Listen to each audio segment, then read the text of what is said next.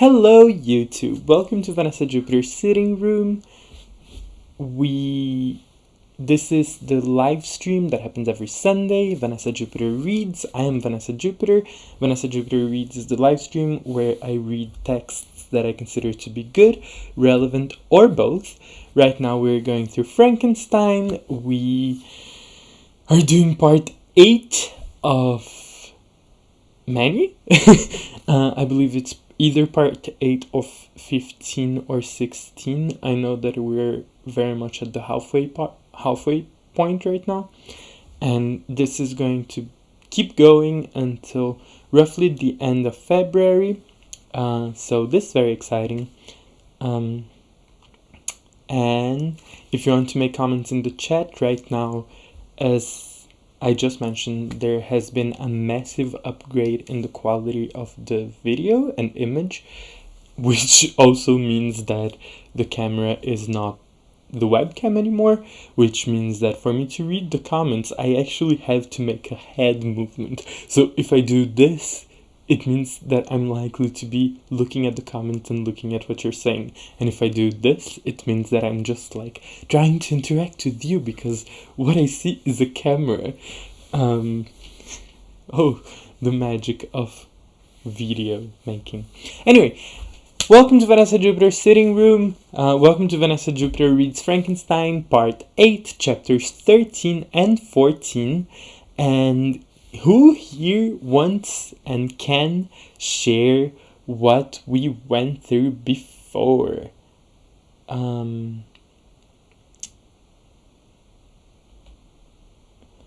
Also, as far as I know, I am using the correct microphone, but as usual, there are at least 2 microphones going on, and I have no way of being absolutely certain that the microphone that I'm using is the correct one. So if I sound kind of off, if the sound isn't good, let me know and I will check if there's something that I can do about it. But if nobody lets me know, then I obviously cannot tell. So who wants to share some of the stuff that we have already encountered during this reading of Frankenstein in the first 7 parts of Vanessa Júpiter Reads Frankenstein? I'm going to start by saying that right now the point of the story where we are, it features one of the little quirks of the novel that I like the most, and I am going to be addressing this at the ending of the live stream. But just know, I don't know who here would know this about me, but I'm kind of fascinated and really into the plot structuring in general. This is one of my favorite parts of storytelling, and the structure of Frankenstein is extremely fascinating, and today I am going to unveil why. But right now, what we are dealing with is the story starts with Walton on a ship around the North Pole, and he sees this massive creature on a passing by, and then on a ledge, that's the word that I was looking for, on a ledge, and right after this massive creature passes by, he then sees a man who gets very sick. Walton takes this man aboard the ship, and this man starts telling his story. We find out that this man is Victor Frankenstein, and as he grew, he tells his life story, and he tells about how he decided that he wanted to create life. Through that, he created the monster that is the iconic creature from the story of Frankenstein. And after the death of one of his younger siblings and the supposed framing of Justine, who was a family protege, let's say, as the criminal behind this murder. Victor Frankenstein is like on a mountain, and like he's being assailed by the sublime, as people always are in romantic literature or gothic literature. And that's when he sees the monster, who comes to him and begs for his listening, for his hearing of the story, and tells Victor that Victor can, after knowing the story, judge him as he wishes. Then the monster starts actually telling the story, and basically we see the monster like walking around the forest, and he finds his way into a little hidden area right next to a hut, where he hears this family walking around and stuff. He doesn't really understand them because he doesn't understand any language, any verbal language. The first 2 chapters of the monster's narration were read by me last week over here, and yes, I'm not going to go too deep into them right now, but we see the monster actually learning what things are. He learns who these people, who are these farmers, are, and what's going on a little bit, but he doesn't yet understand language in his own narration. Obviously he understands language somehow because he's telling all of this to us, but he still hasn't gotten to the point where he has learned to speak. Any questions, any comments? Do you want to share anything about the book so far? People who have been here before. Also, disclaimer for anybody, as usual. I always do this disclaimer, even though it should be obvious, given that I am a drag queen doing a reading of Frankenstein. I think that it should go without saying that we analyze queer themes constantly over here, but yes, but disclaimer, we ship all of the male characters together, and we would be shipping all of the female characters together if there were more than one in the story. We address the fact that there's only one female character, and we stan Elizabeth. In this house, we stan Elizabeth, okay? Like, I will take no slander towards Elizabeth. I am fighting with myself here. I am really, like, getting heated over, like, the idea of someone dissing Elizabeth. Anyway, I don't see anyone making any comments so far. Please make comments if you want to, as usual. And without further ado, with that introduction out of the way, with all of that introduction out of the way, I feel like me deciding to go through like everything that I've read so far was... I think it was the first time that I actually decided to do that since chapter 4, basically. I think I hadn't done like a recap of everything, because usually I just go through a couple of the bullet points that are going to be relevant for the current reading. But today I decided to go for a 10-minute long recap, which is fine. We are here to do kind of what we want, right? So, continuing the monster's narration, let's jump into chapter 13.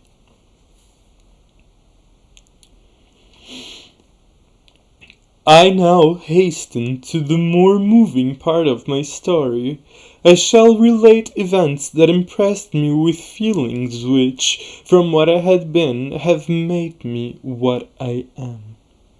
Spring advanced rapidly. The weather became fine and the skies cloudless. It surprised me that what before was desert and gloomy should now bloom with the most beautiful flowers and verdure. My senses were gratified and refreshed by 1,000 scents of delight and 1,000 sights of beauty.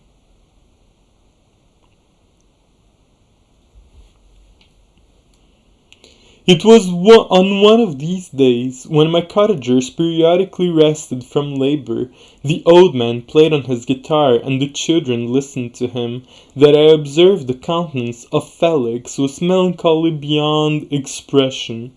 He sighed frequently, and once his father paused in his music, and I conjectured by his manner that he inquired the cause of his son's sorrow. Felix replied in a cheerful accent, and the old man was recommencing his music when someone tapped at the door. Okay, this was an important part of the recap that I somehow overlooked to share, which is the names of the people in the little hut that the monster is listening to. They are Felix, Agatha, and the father.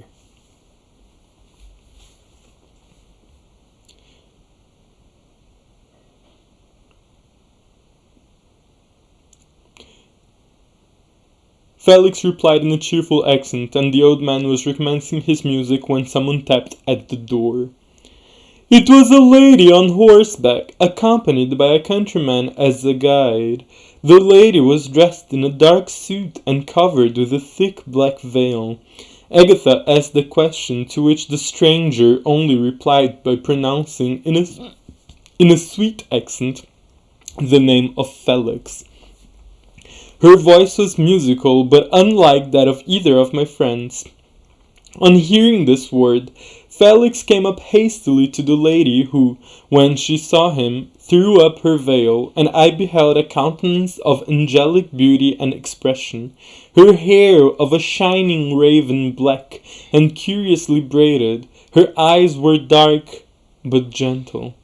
Although animated, her features of a regular proportion, and her complexion wondrously fair, each cheek tinged with a lovely pink.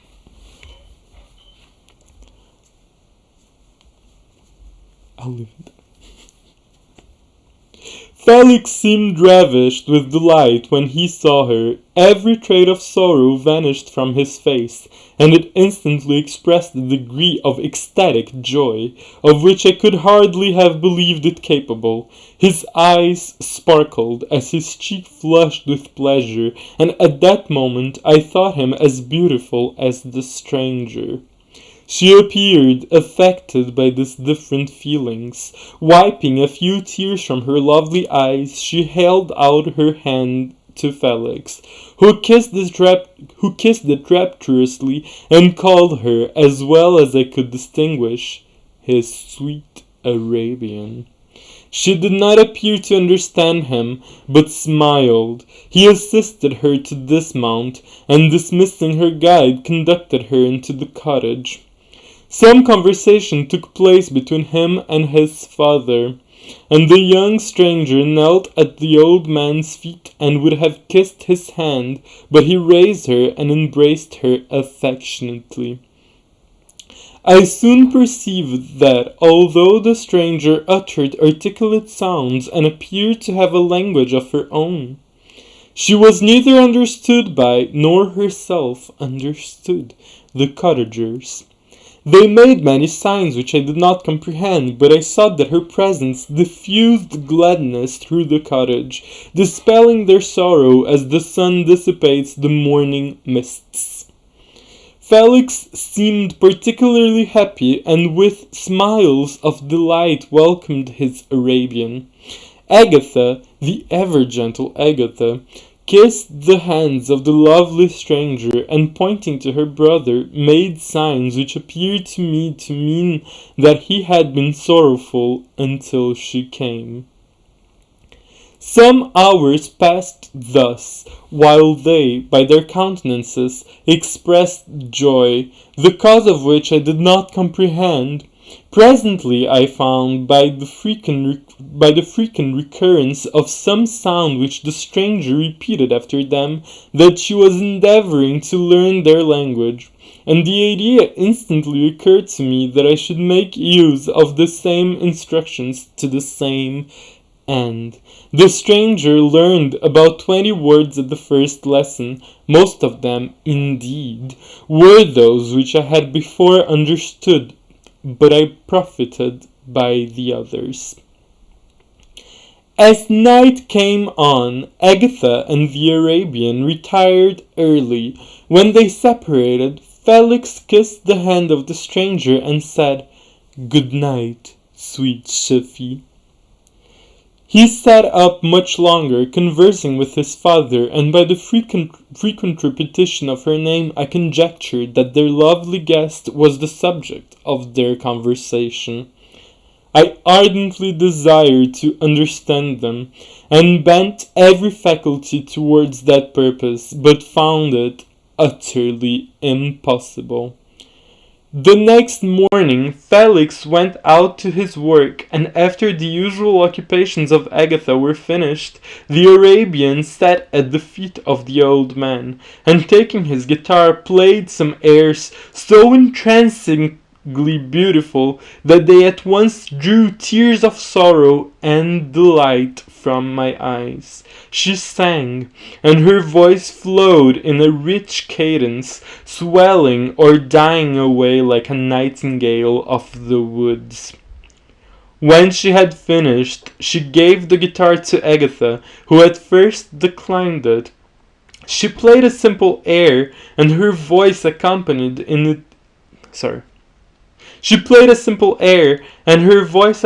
it in sweet accents, but unlike the wondrous strain of the stranger. The old man appeared enraptured, and said some words which Agatha endeavoured to explain to Shafi, and by which he appeared to wish to express that she bestowed on him the greatest delight by her music.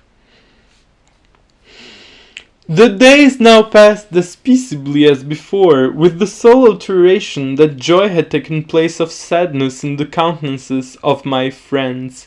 Shafi was always gay and happy. She and I improved rapidly in the knowledge of language, so that in 2 months I began to comprehend most of the words uttered by my protectors.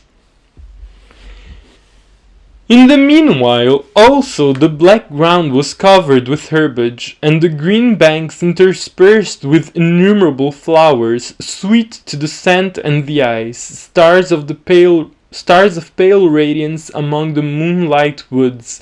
The sun became warmer, the nights clear and balmy, and my nocturnal rambles were an extreme pleasure to me, although they were considerably shortened by the late setting and early rising of the sun, for I never ventured abroad during daylight, fearful of meeting with the same treatment I had formerly endured in the first village which I entered.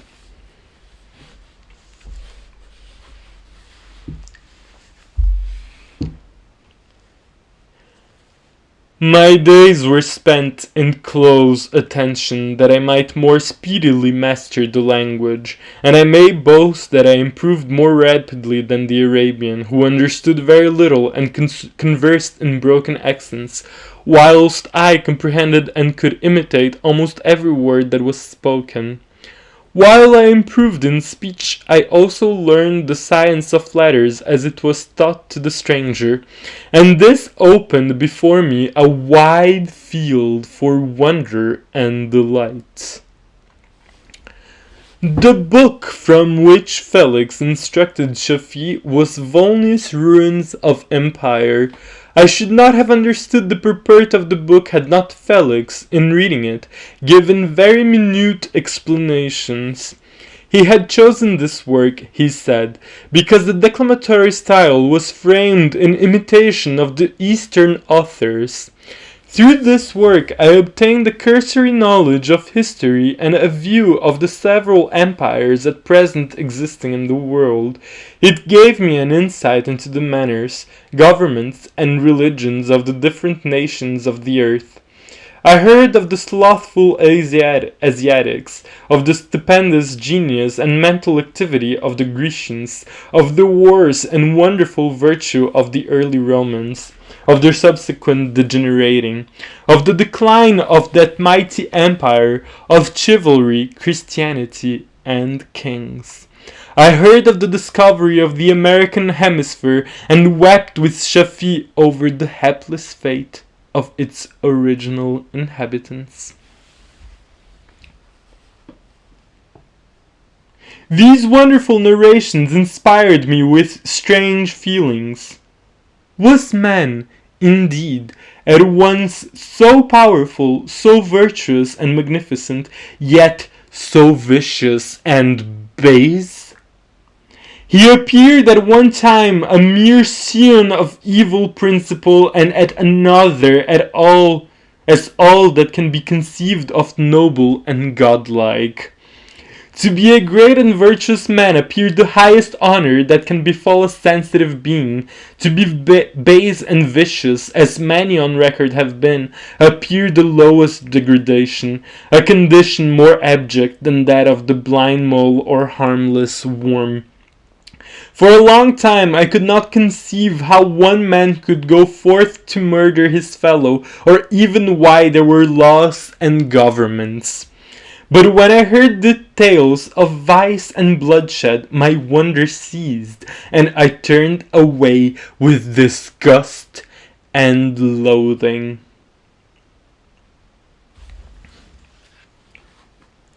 A couple of things that I want to address. First of all, it seems like I have lost connection. Oh, okay, excellent connection, all good. But a couple of things that I want to address. First and obvious is through Frankenstein there are many comments of like equating fair skin to angelic beauty and whiteness to goodness. This is unfortunately a recurring theme within Frankenstein, and I mean obviously I wish it weren't. I wish that Mary Shelley hadn't been racist, but clearly. And I still think that the book manages to be more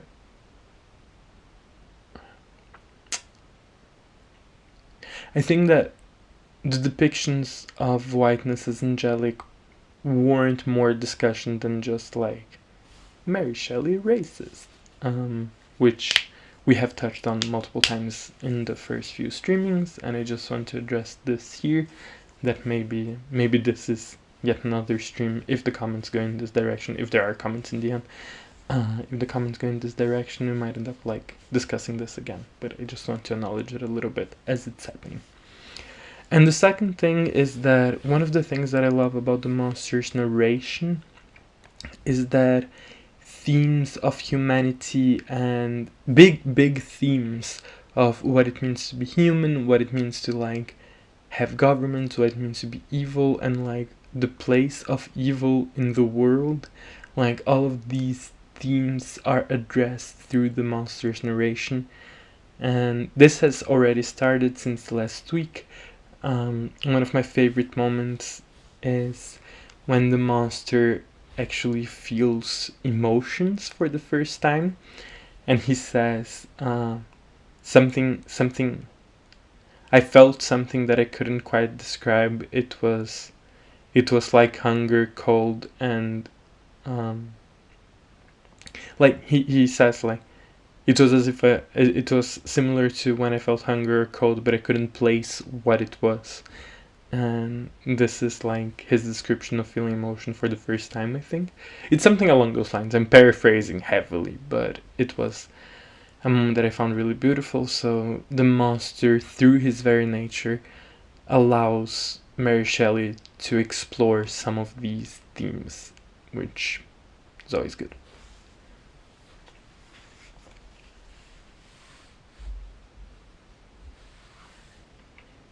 Every conversation of the cottagers now opened new wonders to me.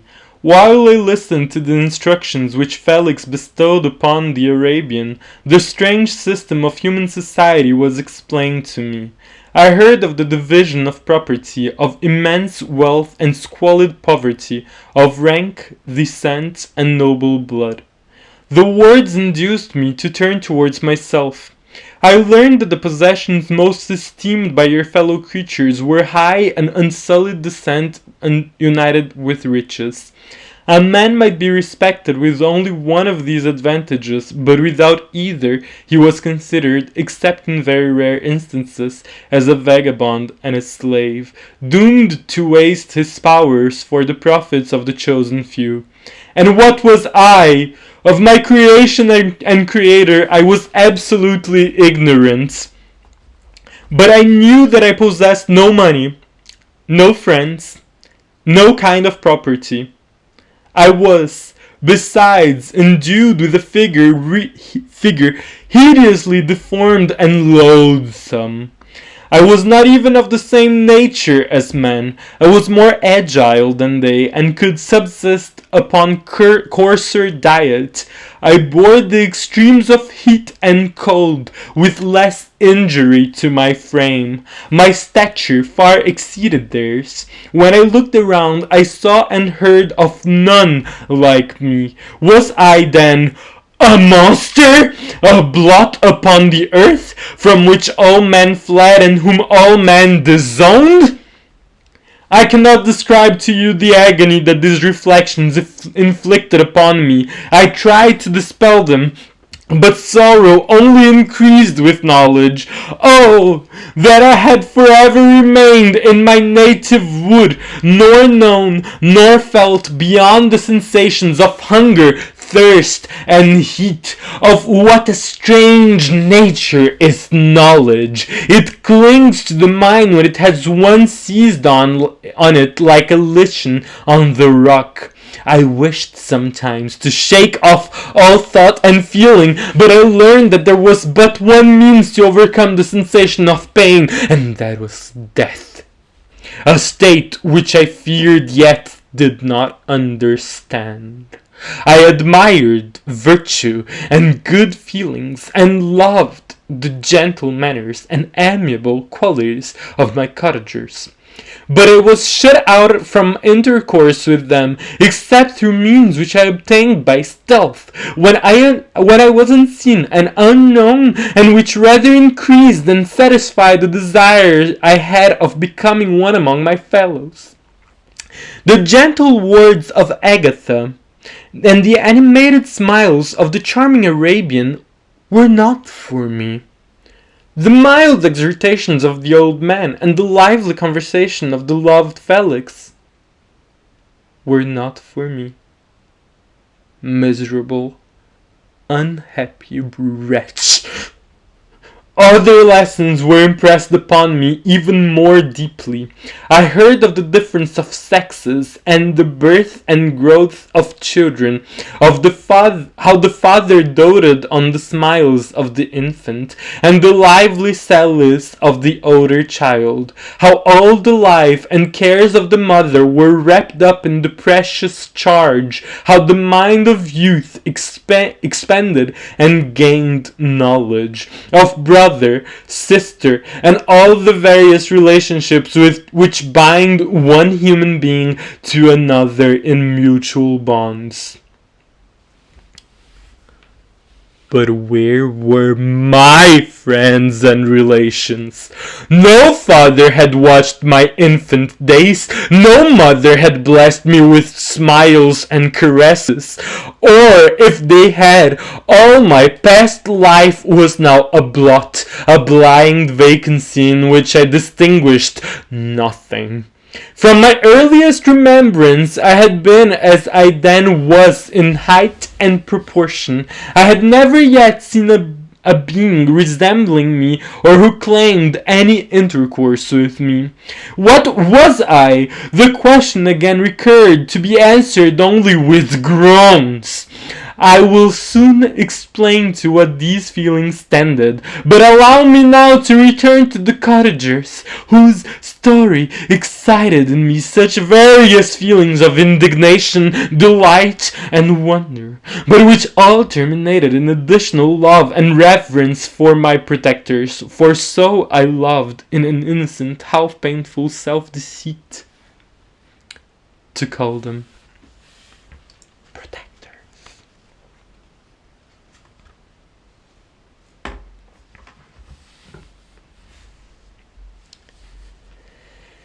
This was the ending of chapter 13. And now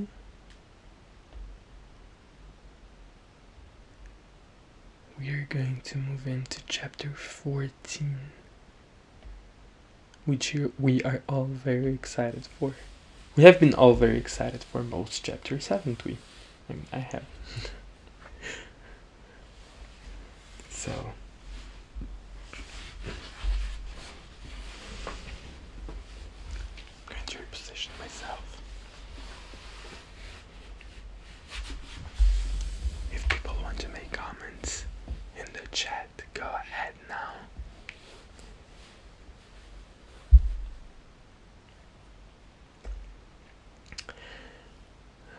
Honestly, what an idea to read stories that are actually that emotional and that don't allow me to just like whisper. I mean, I could just be doing like whispered version of Frankenstein, but I definitely like don't want to be reading like, was I a monster? Was I a monster? I mean, I'm giving you a little bit of magic by saying this once or twice, but while I'm reading it, I definitely don't want to be whispering so much. Anyway, let's move on to chapter 14. And if you by any chance like started putting the volume up to listen to my commentary while I'm whispering, please put the volume down again, because I am about to start saying things loudly again. Hooray! Chapter 14. Some time elapsed before I learned the history of my friends. It was one which could not fail to impress itself deeply on my mind, unfolding as it did a number of circumstances, each interesting and wonderful to one so utterly inexperienced as I was. The name of the old man was De Lacy. He was descended from a good family in France, where he had lived for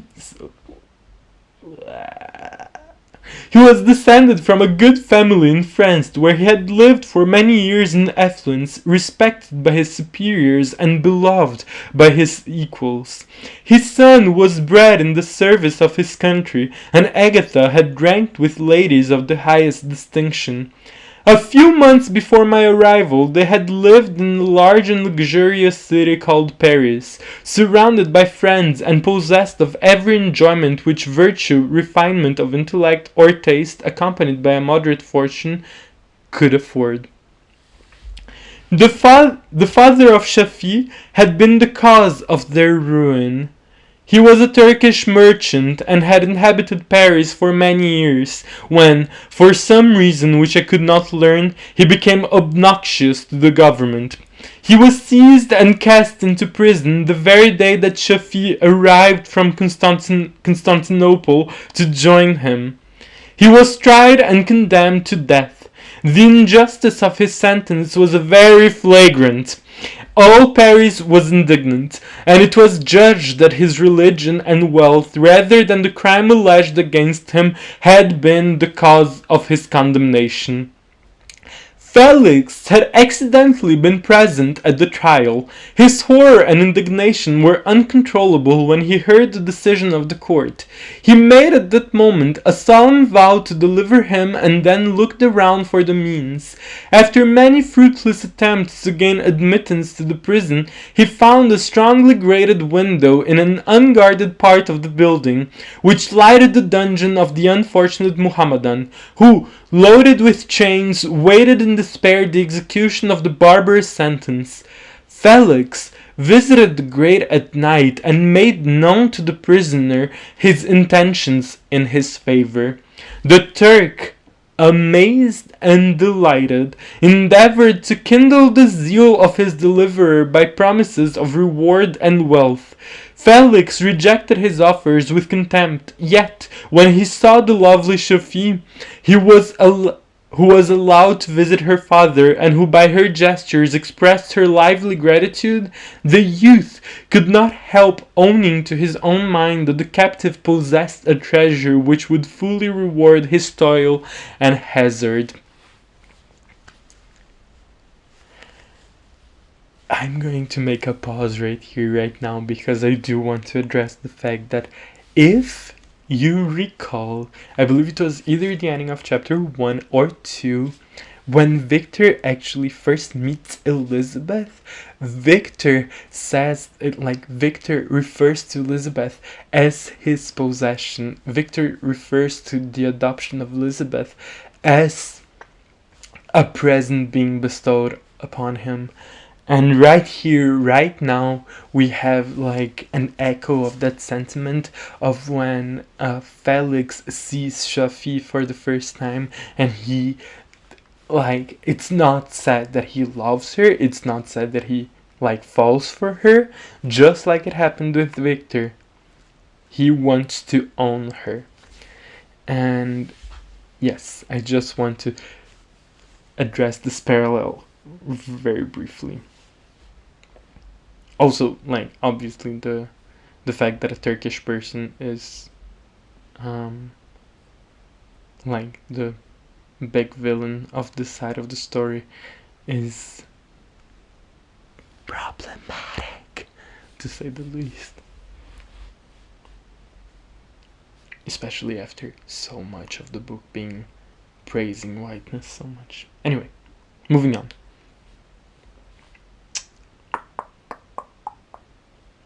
The Turk quickly perceived the impression that his daughter had made on the heart of Felix, and endeavored to secure him more entirely in his interests by the promise of her hand in marriage so soon as he should be conveyed to a place of safety.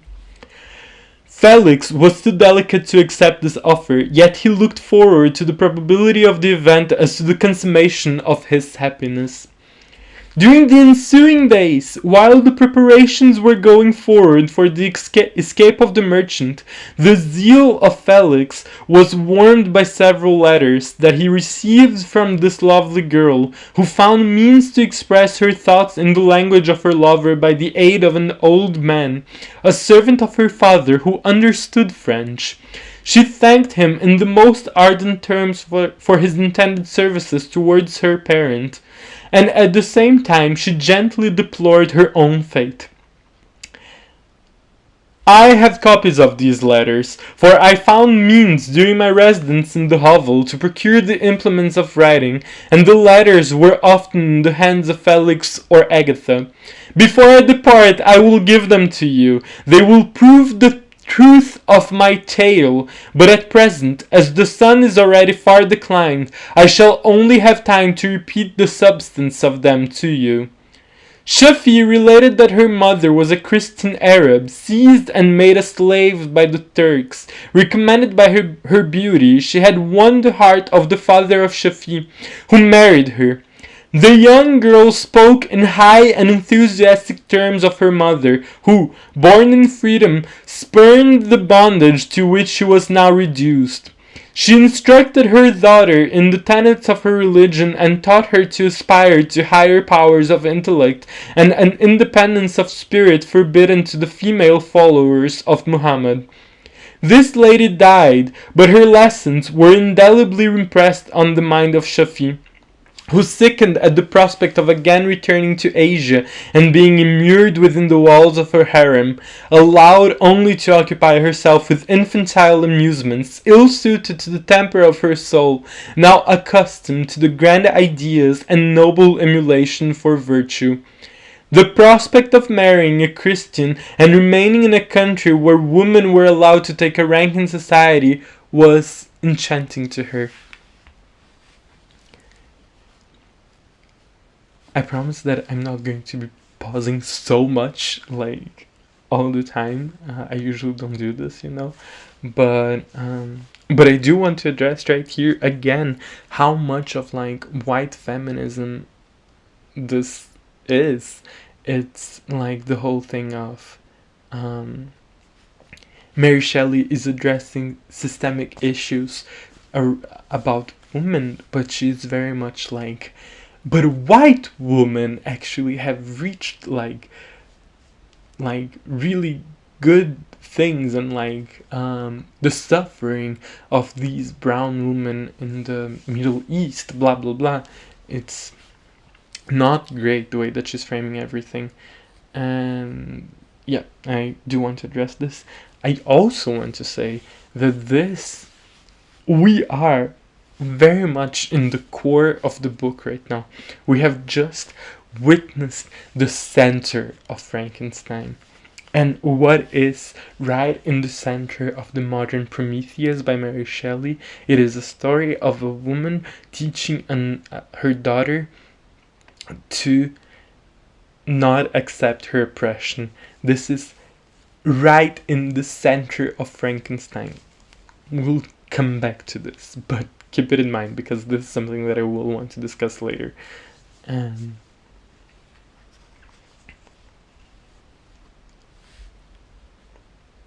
The day for the execution of the Turk was fixed, but on the night previous to it he quitted his prison and before morning was distant many leagues from Paris. Felix had procured passports in the name of his father, sister, and himself. He had previously communicated his plan to the former, who aided the deceit by quitting his house under... Sorry. Oh God. Under the pretense of adjourning, and concealed himself with his daughter in an obscure part of Paris. Felix conducted the fugitives through fugitives. Felix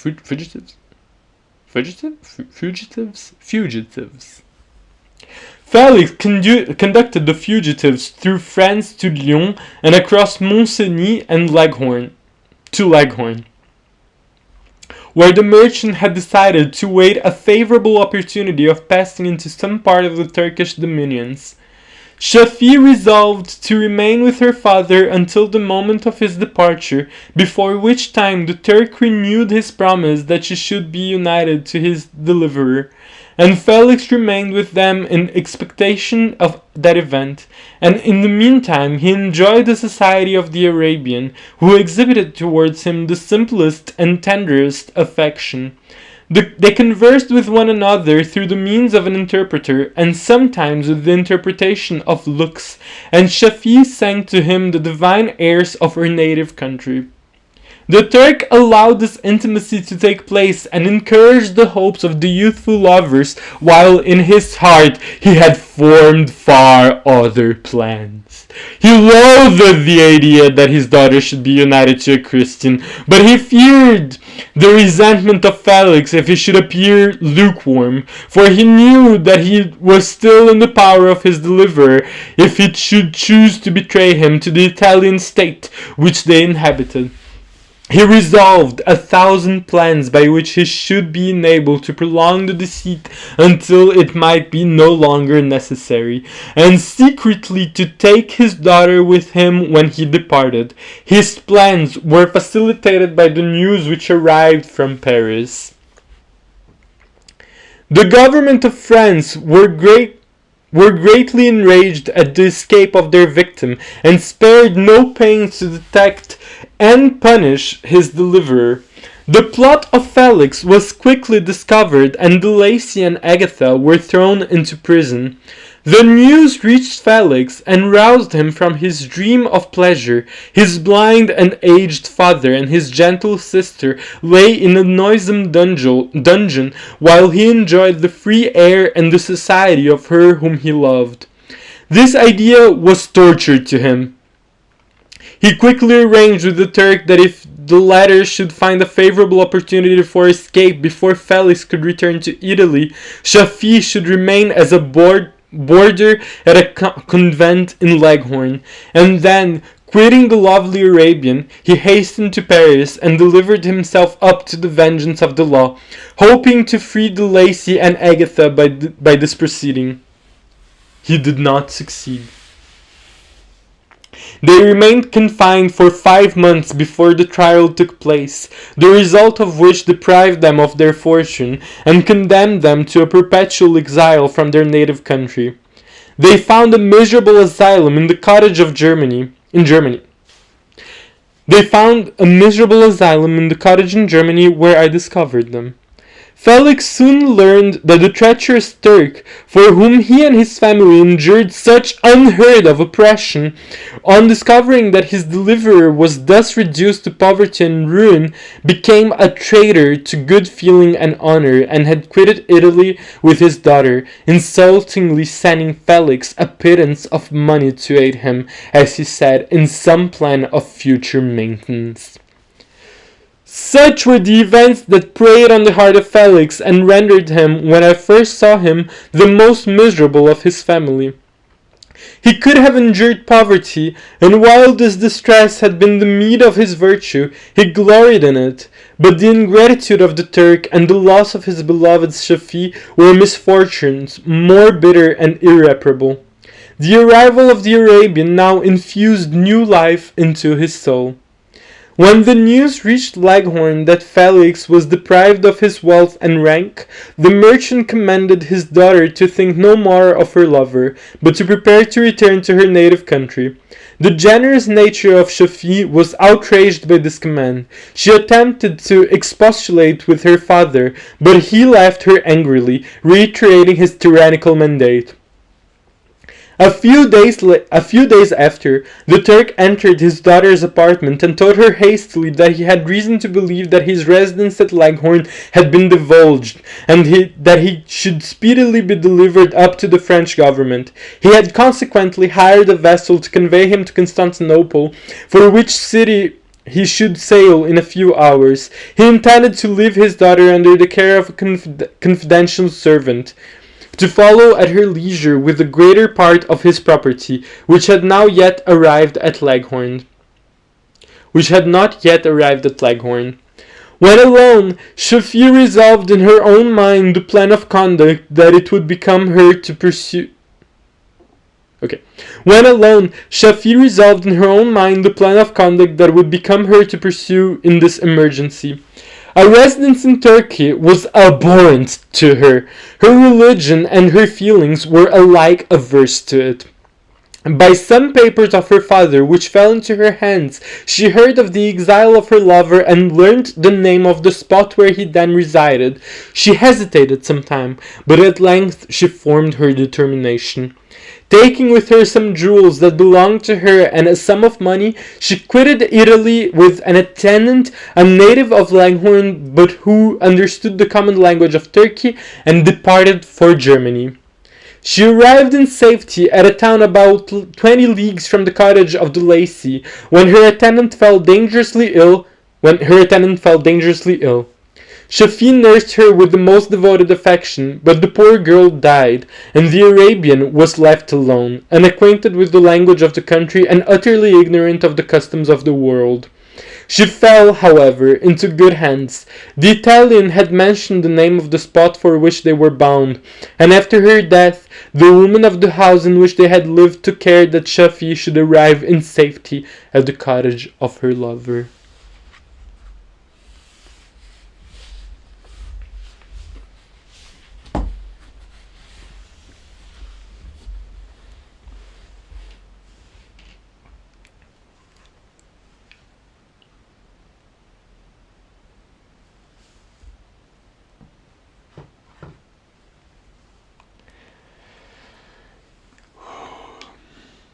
So this concludes chapter 14.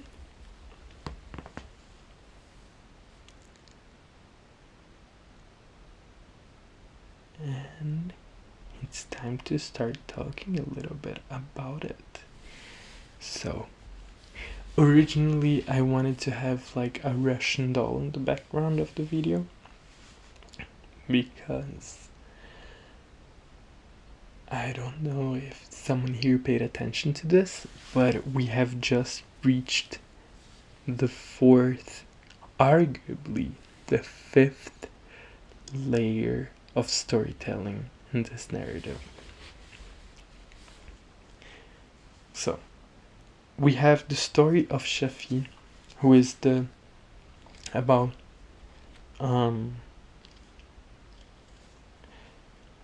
basically what's happening here. We have the story of Shafi, which is told within the story of Felix, which is stowed within the story of the monster, which is stowed within the story of Victor, which is stowed in the letters that Walton is sending to his sister.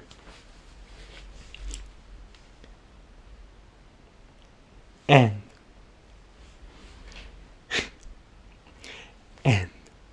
I am currently reading this on an ebook, which means that I can see the percentage.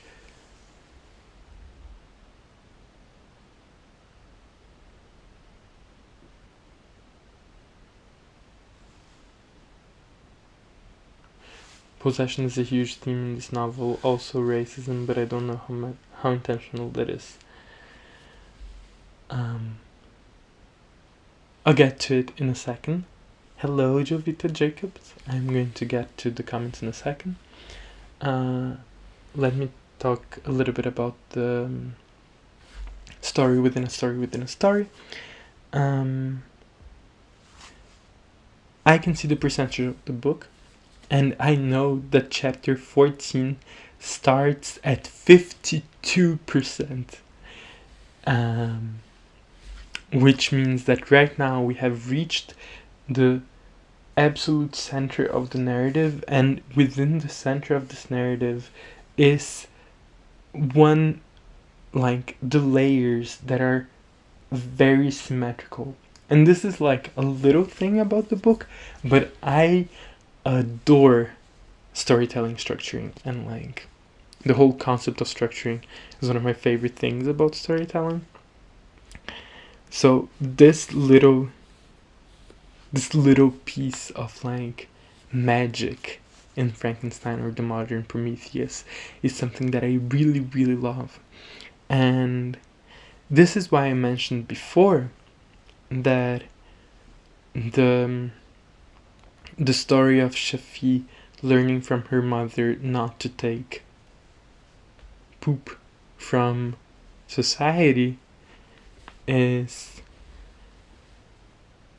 the core of the narrative, because it is the very center of the narrative, because it is it's right there. It's it's the deeper layer of the narrative of Frankenstein. And for a book that is so constantly concerned with man, always, Victor the monster, Walton, Felix, these are the characters that seem to be important. And yet right there in the middle is the story of woman against society. And I find that fascinating. I don't think it's the biggest theme of the novel by any stretch of the imagination, but I think that a lot of the time it is overlooked. And I mean, I mentioned this sometimes whenever I'm doing these live streams, of how people tend to see Frankenstein as a strange novel to be written by the daughter of one of the earliest feminist scholars, given that it's so presumably unconcerned with the plight of women. But this is, here we have it, like, it's not, again, I would never argue that this is the main theme of Frankenstein, but it is at the core of it, and I do think that it's at the core of it for a reason. Now moving on to the comments. Vanessa Júpiter reads Jovita Jacobs. Possession is a huge theme in the novel. Also racism, but I don't know how intentional that is.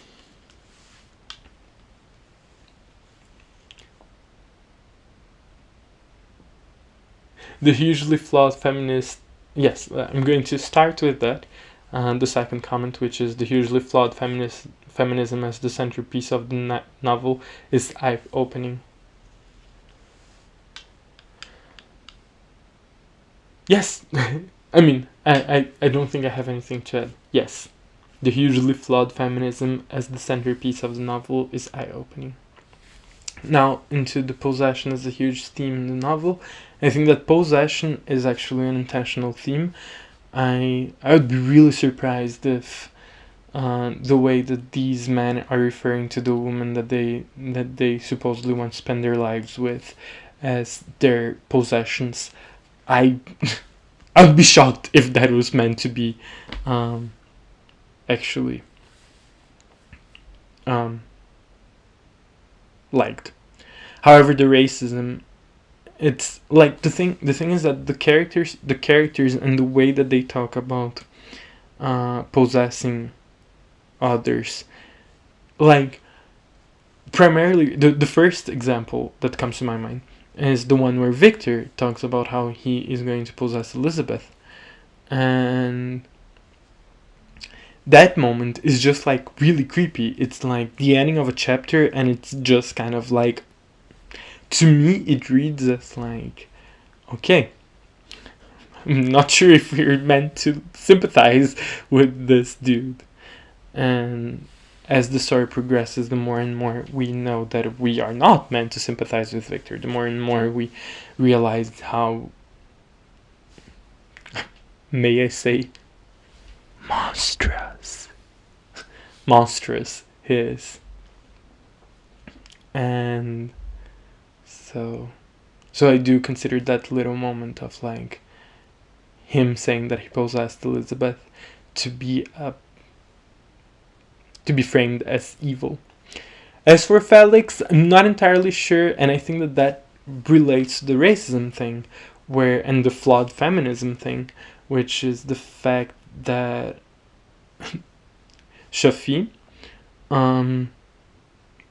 is not seen as valuable a character as Elizabeth in some ways. I think in some ways she is, but her culture definitely is not. And Shafi escaping her culture to become the possession of Felix is framed as a good thing, I think. I might be wrong. And like, if someone sees it as being framed as still a negative, please let me know. But like, the way I read it is that like, basically what's happening in the book is that it's creating a hierarchy of oppression where being possessed by a man as a woman in Germany is more, it's a better fate than to be a woman in the Middle East, which is a terrible message to have. And back in the 19th century, I was in Europe still, so it's not like I know how to compare these things. Me, ageless self, I have no way to comparing these things, but it seems flawed. It seems very, very, very flawed reasoning. And to me, the racism appears in the book enough for it, for me to, if someone were to tell me that it was intentional and that it was actually just like the possession thing, being trying to show that these characters are flawed, I would believe scholars that tell me this. But this is not how I perceive it. To me, the racism comes across as very, very, very unchallenged.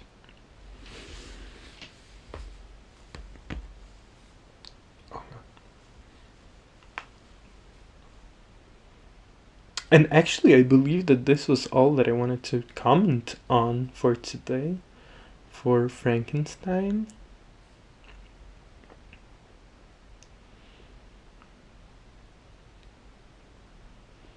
Can you address how good I look though? Like, no, okay. First, let me know if you have anything else to say. about the two chapters rather than about my look, even though I do look great. And I'm going to start the countdown, and if you want to make comments right now, please write "Stop the countdown! I need to say something." I'm doing the 20 seconds countdown.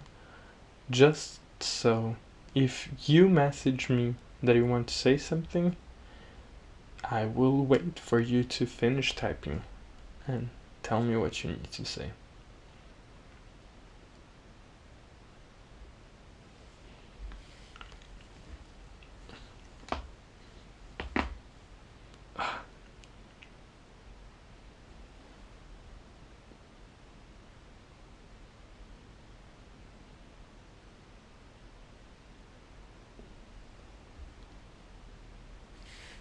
I have been loving on the eye makeup.